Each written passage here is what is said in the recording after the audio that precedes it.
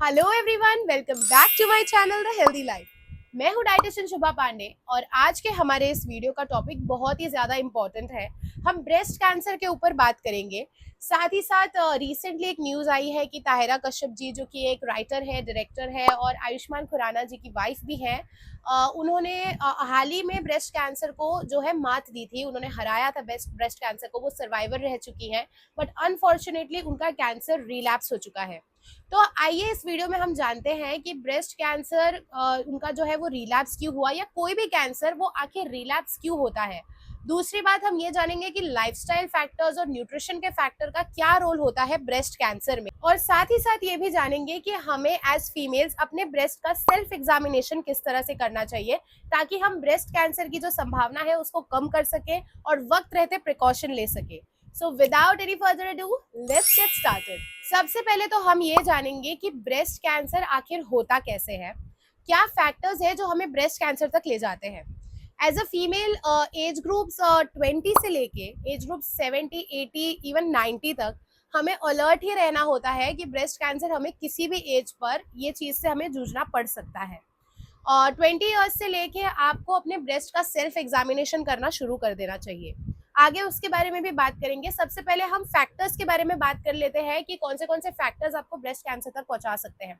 सबसे पहला फैक्टर है जेनेटिक फैक्टर। जेनेटिक फैक्टर यानी आपको हेरिडिटरीली फैमिली हिस्ट्री में किसी को अगर ब्रेस्ट कैंसर था, जैसे कि किसी की मदर को ब्रेस्ट कैंसर था, तो उनकी डॉटर या उनकी होने वाली डॉटर, इनके लीनिएज में ब्रेस्ट कैंसर का एक जो जीन्स है वो प्रेजेंट है। तो इन्हें फ्रीक्वेंटली अपना टेस्ट कराते रहना चाहिए। BRCA1 और BRCA2 जीन्स यानी BRCA1 और BRCA2, ये दोनों जीन्स जो है ये सेल रिपेयर और सेल ग्रोथ का काम करते हैं। अगर इन दोनों जीन्स में किसी भी तरह का म्यूटेशन आ जाता है तो इसका सीधा इफेक्ट ये आपको प्रूव देता है कि आपको ब्रेस्ट कैंसर होने का खतरा है या फिर आपको ब्रेस्ट कैंसर है। दूसरा फैक्टर आज की डेट में है लाइफस्टाइल चॉइसेस। हम सभी जानते हैं कि हम सभी की लाइफस्टाइल चॉइसेस, स्पेशली फीमेल्स की जो कि होम मेकर भी हैं, या कुछ फीमेल्स तो वर्किंग मदर्स भी हैं, या फिर वर्किंग फीमेल्स हैं, हमारी लाइफस्टाइल बहुत हेक्टिक हो चुकी है। आधे से ज़्यादा टाइम हमारी सिटिंग जॉब है। हम बिल्कुल भी एक्टिव नहीं है, लेकिन दिमाग में बहुत ज़्यादा स्ट्रेस भरा हुआ है। और स्ट्रेस एक मेजर कारण होता है किसी भी तरह की बीमारी को होने का। इसे ऐसे समझ सकते हैं कि जैसे एक पर्टिकुलर पॉइंट है, ये जैसे कि मेरा हाथ है, अगर मैं इस पे बार बार बार बार इस तरह से टोचती रहूं तो क्या यहाँ पे एक निशान सा नहीं बन जाएगा, या बहुत ज्यादा करूँ तो यहाँ पे जख्म भी हो सकता है, खून भी आ सकता है। इसी तरह से स्ट्रेस भी ऐसा ही कुछ रोल प्ले करता है। अगर बार बार आप किसी पर्टिकुलर चीज का स्ट्रेस लेके अपनी बॉडी को बार बार बार बार पोक कर रहे हैं, उसको एकदम एक स्ट्रेस्ड मोड में रख रहे हैं, तो वो इरिटेशन कहीं ना कहीं आपकी निकलती है। बहुत ज्यादा स्ट्रेस लेने से अलग अलग तरह की बीमारियां होती हैं और कैंसर भी उन्हीं में से एक है।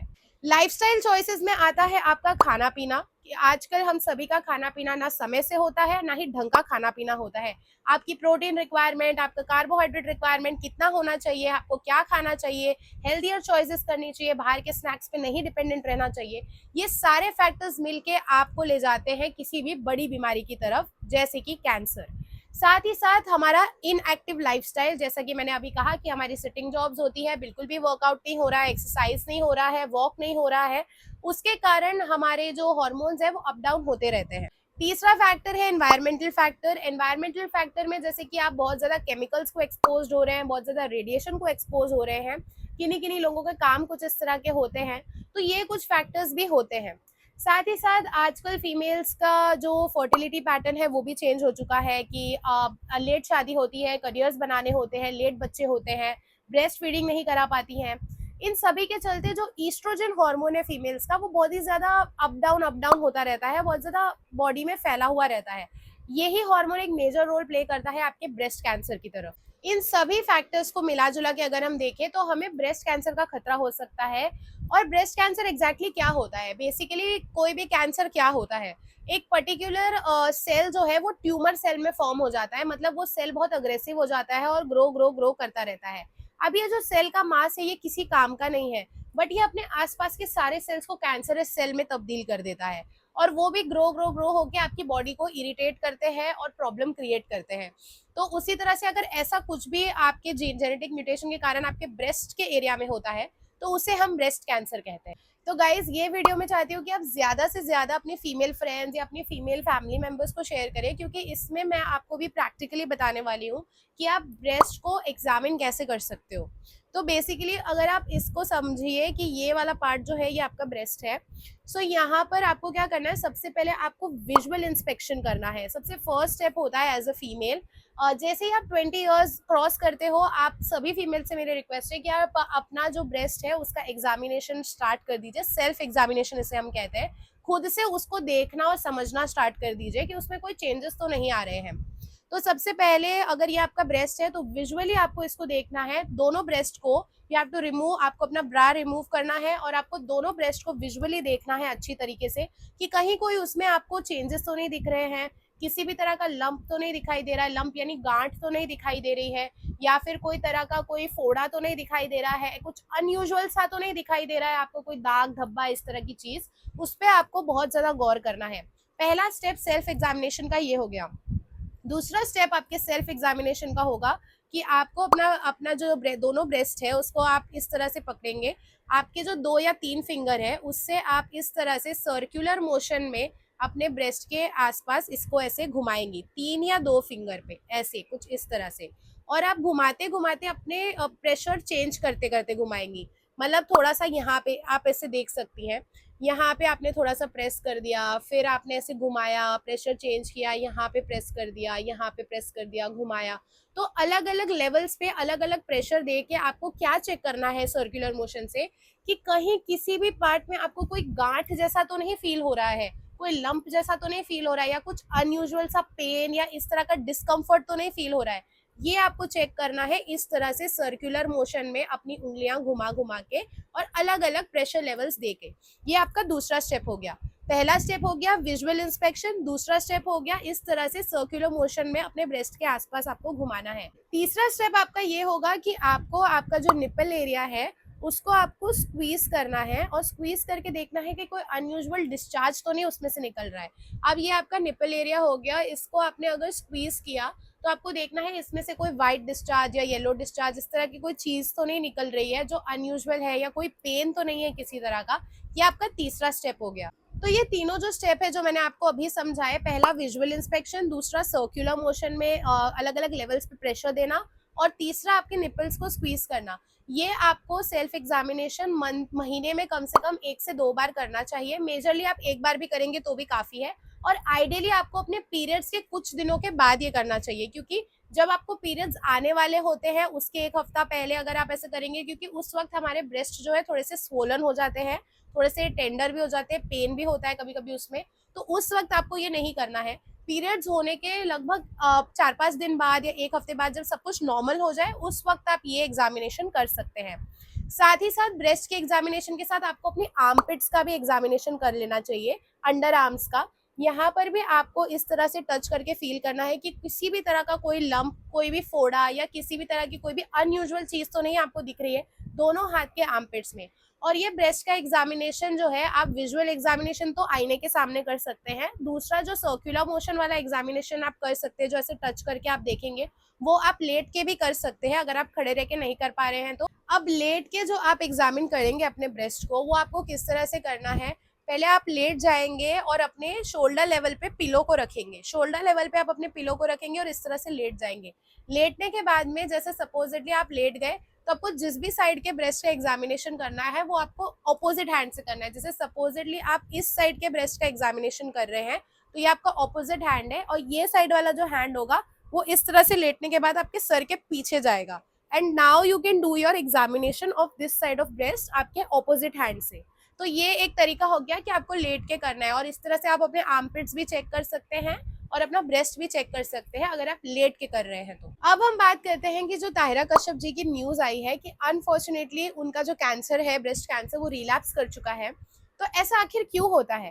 ताहिरा कश्यप जी कैंसर फ्री हो चुकी थी, एक बार उन्होंने पूरी तरह से ब्रेस्ट कैंसर का ट्रीटमेंट कराया था, कीमोथेरेपी ली थी, रेडियोथेरेपी ली थी, और ऐसे बहुत सारे पेशेंट के केसेस हम देखते हैं कि उनका कैंसर रिलैप्स कर जाता है, वो भले ही ब्रेस्ट कैंसर हो या कोई और पार्ट का कैंसर हो। तो ऐसा आखिर क्यों होता है? इसके पीछे बहुत सारे फैक्टर्स हैं, तो हम कुछ फैक्टर्स उसमें से डिस्कस करते हैं। एक फैक्टर ये होता है, इसको कहते हैं residual cancer cells. Residual cancer cells वो होते हैं जो जब ट्रीटमेंट हो रही होती है कैंसर की, ये बहुत ही स्मॉल होते हैं साइज में, ये डिटेक्ट नहीं हो पाते हैं उस ट्रीटमेंट में, और ये उस ट्रीटमेंट को बच के निकल जाते हैं और ये बॉडी के किसी और पार्ट में चले जाते हैं या उसी पार्ट में कहीं पर वो रह जाते हैं, और थोड़े टाइम के बाद वापस से वो रिलैप्स कर देते हैं, वो सेल्स वापस से ट्यूमर बिल्डअप करके आपका जो ब्रेस्ट कैंसर है या कोई भी XYZ कैंसर किसी भी बॉडी पार्ट का आपको है, तो वो रिलैप्स हो जाता है। दूसरा फैक्टर ये है एवोल्यूशन एंड रेजिस्टेंस। ये बहुत ही ज्यादा गंभीर समस्या है, ये एंटीबायोटिक्स में भी देखा गया है कि बहुत सारे लोग अभी कह रहे हैं आजकल की एंटीबायोटिक्स बिल्कुल भी उन पे इफेक्ट नहीं कर रही है।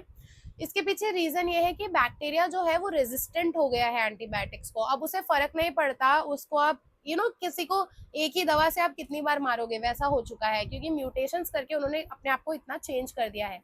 सेम होता है कैंसर सेल्स के साथ में, जब ट्रीटमेंट चल रही होती है उसी के दौरान इनिशियली तो वो ट्रीटमेंट बहुत ज्यादा इफेक्ट दिखाती है, बट समय के साथ वो कैंसर सेल अपना म्यूटेशन करके अपने आप को रेजिस्टेंट और स्ट्रॉन्ग बना देता है, तो वो ट्रीटमेंट वेस्ट हो जाती है, आने वाले टाइम में वो ट्रीटमेंट उतनी इफेक्टिव नहीं रहती है, एंड अनफॉर्चुनेटली वो कैंसर स्टार्ट में तो चला जाता है बट बाद में दोबारा से रिलैप्स कर जाता है। तीसरा कॉज है मेटास्टेसिस। मेटास्टेसिस यानी जो कैंसर सेल्स है, जैसे सपोजिटली किसी को ब्रेस्ट के पार्ट में कैंसर है, यहाँ से वो कैंसर सेल्स घूम के ट्रैवल करके किसी और पार्ट में जाएंगे और वहां पे ट्यूमर क्रिएट करेंगे। फॉर एग्जाम्पल वो आपके ओवरीज के पास जाके वहां पे ट्यूमर क्रिएट करे, तो ये क्या होता है कि प्राइमरीली तो हमने यहाँ से उस कैंसर को हटा दिया, बट वहां पे उसने अगेन ट्यूमर क्रिएट कर दिया, तो ये वापस से रिकरिंग पार्ट हो गया, तो ये फिर से वापस आ गया। नेक्स्ट हम बात करेंगे डोरमेंसी की। डोरमेंसी यानी क्या होता है, कोई भी डोरमेंट सेल होता है, तो कुछ कैंसर सेल्स क्या होते हैं, वो डोरमेंट होते हैं। डोरमेंट यानी इस तरह से वो एकदम शांत बैठे हुए हैं और अचानक से वो एक्टिव हो जाए, इस तरह से इसे कहते हैं डोरमेंसी। तो वो आपको जो जब वो एक्टिव ही नहीं है तो वो ट्रीटमेंट में डिटेक्ट ही नहीं हो पाएगा वो, क्योंकि वो शांत बैठा हुआ है, और अचानक से वो एक्टिव हो जाएगा, और जैसे ही ट्रीटमेंट पूरी हो जाती है या थोड़े टाइम के बाद वो सेल्स अगर एक्टिव हो गए तो आपका कैंसर वापस आ सकता है। And last but not the least जो है कि अनसर्टेनिटी इन ट्रीटमेंट्स। देखिए कितनी भी अच्छी ट्रीटमेंट हो, कितना भी कुछ हो, 110% तो डॉक्टर्स गारंटी नहीं कर सकते हैं कि इसके बाद में आप बिल्कुल ही कैंसर फ्री हो जाएंगे और ये रिलैप्स नहीं करेगा। तो ये एक और रीजन होता है, कभी कभी ट्रीटमेंट में कुछ कमी रह जाती है, कभी कभी कितनी भी ज्यादा अच्छी ट्रीटमेंट लेने के बाद भी कैंसर रिलैप्स कर जाता है। अब अगर हम सारी फीमेल्स को, क्योंकि ये वीडियो स्पेसिफिकली ब्रेस्ट कैंसर के ऊपर है, लेकिन मैं जेंट्स को भी ये कहना चाहूंगी कि जेंट्स में भी प्रोस्टेट कैंसर बहुत ज्यादा उरूज पे चल रहा है, और अदर पार्ट्स के कैंसर अगर हम देखें तो ये एक बहुत ही ट्रॉमेटिक इवेंट होता है किसी भी फैमिली के लिए ओवरऑल, क्योंकि किसी भी फैमिली मेंबर को अगर ये होता है तो ये आपको emotionally, financially, physically completely drain कर देता है। तो आपको अपना ख्याल खुद रखना है। तो इस वीडियो में जैसा कि मैंने आपको बताया कि आपको सेल्फ एग्जामिनेशन करना है। जो भी महिलाएं मेरा वीडियो देख रही है, जो भी लड़कियां मेरा वीडियो देख रही है, आपको अपनी मदर्स को भी गाइड करना है। अगर आप मेरा वीडियो देख रही हैं तो प्लीज शेयर कीजिए, अपनी मदर्स को दिखाइए, समझाइए कि किस तरह से ब्रेस्ट एग्जामिनेशन किया जाता है। साथ ही साथ अगर आपकी फैमिली में किसी भी फीमेल को ब्रेस्ट कैंसर की हिस्ट्री थी, जैसे आपकी मदर है, आपकी नानी है, तो वो पूरा फैमिली चार्ट है, तो उस तरह से आपको देखना है, ध्यान में रखना है। तो आपको अपनी ब्रेस्ट कैंसर की जो वो ब्रेस्ट की स्क्रीनिंग करवा लेनी चाहिए। BRCA1 और BRCA2 जीन्स की पूरी स्क्रीनिंग होती है, तो पता चलता है कि कोई म्यूटेशन है या वो जीन्स आपके अंदर प्रेजेंट तो नहीं है। अर्ली डिटेक्शन सी prevention is always better than cure. तो आपको एक तो ये करना है। तो मेरा ये निवेदन है उन सभी लड़कियों से, उन सभी महिलाओं से जो ये वीडियो देख रही हैं, इसे ज़्यादा से ज़्यादा शेयर कीजिए अपनी मदर्स के साथ में, अपनी फैमिली मेंबर्स में जितनी भी आपकी लेडीज़ हैं उनके साथ में, अपने फ्रेंड्स के साथ, कोलीग्स के साथ, और लड़कों से भी मेरा ये रिक्वेस्ट है मेरी कि प्लीज़ आप अपनी फीमेल मेंबर्स के लिए ये वीडियो शेयर कीजिए। और सेल्फ एग्जामिनेशन के साथ साथ हमें अपनी लाइफस्टाइल चॉइसेस पर भी ध्यान देना बहुत ज़्यादा ज़रूरी है, क्योंकि हमारा जो खाने पीने का टाइमिंग है, सबसे पहला वो गड़बड़ है। दूसरा, हमारा खाना पीना ही गड़बड़ है। हम बाहर के snacks, package food, processed food बहुत ज़्यादा खाते हैं। ये सब के सब केमिकल से और अडल्ट्रेशन से भरे हुए हैं। इनमें मिलावट होती है, इनमें केमिकल्स होते हैं, बहुत अल्ट्रा प्रोसेसिंग होती है। ये सारे जो चीज़ें जो प्रोसेस्ड फूड होती है उसमें प्रिजर्वेटिव्स डाले जाते हैं, जो कि केमिकल प्रिजर्वेटिव्स होते हैं, और ये अंदर जाके हमारे हार्मोन्स के साथ अप डाउन करते हैं। तो यहाँ पे आ गया डाइट का रोल। तो डाइट के लिए मैंने PCOS फ्रेंडली डाइट भी बताई है, उसका भी लिंक मैं डिस्क्रिप्शन में डाल दूंगी। How to eat a balanced meal की डाइट बताई है, उसका भी लिंक मैं डिस्क्रिप्शन में डाल दूंगी। प्लीज प्लीज जाके मेरे चैनल पे वीडियोस चेकआउट कीजिए। थायराइड रिलेटेड किसी को प्रॉब्लम है तो वो भी है, और एक नॉर्मल डाइट आपको कैसे बनानी है, इन सभी वीडियोस का लिंक मैं अपने डिस्क्रिप्शन में डाल दूंगी। प्लीज़ इन सारे वीडियोस को चेकआउट कीजिए। और उसमें डिटेल में मैंने बताया कि कैसे आप अपना खाना बैलेंस करके खा सकते हैं, कौन से हेल्दियर स्नैकिंग ऑप्शंस है, ये सारी चीज़ों की वीडियो मैं डिस्क्रिप्शन में डाल दूंगी। नेक्स्ट अगर हम बात करेंगे तो वो एक्सरसाइज के ऊपर करेंगे, क्योंकि ये देखा गया है कि वो फीमेल्स जो बिल्कुल लेथार्जिक लाइफस्टाइल जी रही हैं, सेडेंटरी लाइफस्टाइल जी रही हैं, जिनके लाइफस्टाइल में एक्सरसाइज का एक रूटीन नहीं है, वो ज़्यादा ससेप्टेबल है डिजीज़ को, ब्रेस्ट कैंसर की डिजीज़ को। उनको ज़्यादा चांसेस होता है ब्रेस्ट कैंसर होने का। ओबेसिटी, मेनोपॉज के बाद ज़्यादा खतरा होता है, क्योंकि मेनोपॉज के बाद लेडीज़ का वेट बढ़ता है, हार्मोनल इम्बैलेंसेस होते हैं, मूड स्विंग्स होते हैं, बहुत ही ज़्यादा heat wave, heat flashes, hot flashes आते हैं। इन सारी चीज़ों पे भी मैंने वीडियो बनाया है, मेनोपॉज के ऊपर भी वीडियो है, उसे भी मैं डिस्क्रिप्शन में डाल दूंगी। वर्कआउट आपको करना है, आप कोई भी तरह का वर्कआउट कीजिए, आप 40 टू 45 मिनट्स दिन के निकालिए, आप वॉक कीजिए, आप जिम जा सकती हैं, आप योगा कर सकते हैं, स्विमिंग कर सकते हैं, जो भी आपको पसंद है। बट प्लीज़ एक एक्टिव लाइफस्टाइल फॉलो कीजिए, अपने वेट को कम करने की कोशिश कीजिए, एटलीस्ट मेंटेन करने की कोशिश कीजिए, तो उसी के साथ साथ आपको काफ़ी ज़्यादा फ़ायदा होगा। आई रियली होप कि मेरा ये वीडियो आपको पसंद आया होगा, आपको इससे हेल्प मिली होगी। और जो सेल्फ एग्जामिनेशन का मैंने टेक्निक बताया है, प्लीज़ उसको ट्राई कीजिएगा। साथ ही साथ अपने हार्मोन्स का ख्याल रखिए। किसी को भी पीसीओएस है तो एकदम फर्स्ट स्टेज से ही अलर्ट हो जाइए वो लड़कियां, क्योंकि उनके वो साइन होता है कि आपको इंसुलिन रेजिस्टेंस हो सकता है, यानी डायबिटीज़ की तरफ भी आप जा सकती हैं। और साथ ही साथ हार्मोनल इम्बैलेंस ही हमें कैंसर जैसी बड़ी बीमारियों का जो है उसकी तरफ ले जाता है। छोटी छोटी बीमारियां बड़ी बीमारियों का संकेत होती है। और जैसा कि मैंने मेरे वीडियो में कहा कि स्ट्रेस भी एक बहुत बड़ा कारण है। जो हमारे यहाँ होता है एज गर्ल्स, जो हमारे यूट्रस में होता है, उसका सीधा लिंक हमारे दिमाग से है। अगर हमारा किसी दिन आप देखें, किसी समय अगर आपने बहुत स्ट्रेस लिया होगा, आपके पीरियड्स प्रॉपरली नहीं आएंगे। सो मेरी तरफ से ये अपील है, प्लीज़ स्ट्रेस इतना मत लीजिए कि आपकी हेल्थ पर इफेक्ट हो जाए। साथ ही साथ आप इस वीडियो को शेयर कीजिए सभी के साथ में। अगर पसंद आई हो तो प्लीज़ लाइक, शेयर और सब्सक्राइब कीजिए। और मैं ऐसी और वीडियोस लेके आऊँगी। प्लीज़ कमेंट करके मुझे बताइए नेक्स्ट किस टॉपिक पे आप वीडियो चाहते हैं। और साथ ही साथ और भी वीडियोस मेरे चैनल पर चेकआउट कीजिए। और नेक्स्ट वीडियो में मिलती हूँ।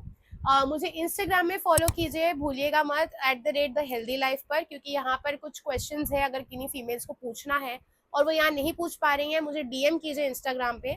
मैं मेरा व्हाट्सएप का नंबर भी यहाँ डाल देती हूँ, व्हाट्सएप बिजनेस चैट है, आप मुझे personalise one on one sessions के लिए भी कॉन्टैक्ट कर सकते हैं और किसी भी तरह की डाउट के लिए भी कॉन्टैक्ट कर सकते हैं। साथ ही साथ मेरा फेसबुक पेज है द हेल्दी लाइफ, उसका भी लिंक मैं नीचे डिस्क्रिप्शन में डाल दूंगी। आप मुझे प्लीज़ बाकी जगह पर भी फॉलो कीजिए और अपडेटेड रहिए मेरे सारे पोस्ट के साथ में। और जितना प्यार दिया है देते रहिए, बने रहिए मेरे साथ में। मैं डाइटिशियन शुभा पांडे अलविदा लेती हूँ। नेक्स्ट वीडियो में मिलती हूँ आप सभी से। प्लीज़ अपनी सेहत का ध्यान रखिए। Take care.